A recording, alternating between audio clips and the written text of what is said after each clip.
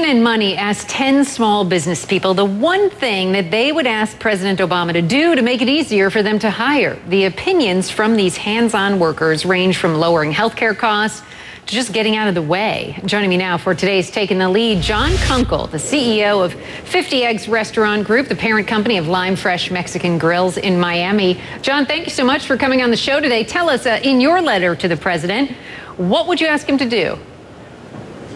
Well, I think healthcare is a looming thing for all small business owners, and the tax rate and some of the tax incentives are really some of the things that challenge and worry a lot of small business owners.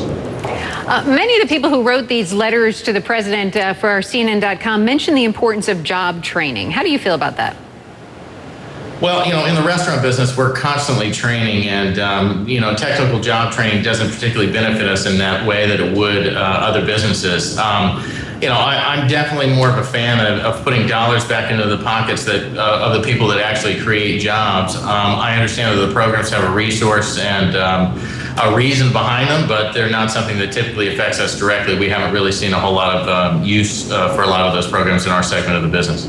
And are you on board with changing the payroll taxes? I'm definitely on board with extending the payroll tax cuts. Those are helpful without a doubt, as well as some of the depreciation credits that were along the way. I think at the end of the day that most of those incentives help, but they're not taking the drastic steps needed to really create an economic environment for business to really prosper. I think that healthcare and the tax rates as a whole are really those looming things that we look at.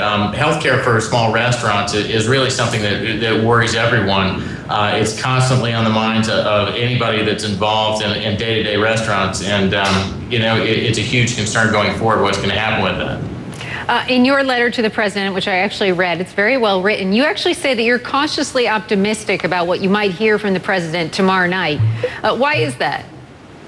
Well, listen, I'm optimistic because I'm a business owner, an American, and I want to see great things happen with the economy for my own business as well as the rest of the country. But I think that so much of what's happening now is more about approval ratings and elections coming up as opposed to really moving the needle. I think we're dealing with two very different points of views from government right now that have to do with investing in infrastructure and growing the government and scaling back on that. And as we saw with the debate over the debt ceiling, there's not a whole lot that's getting done these days.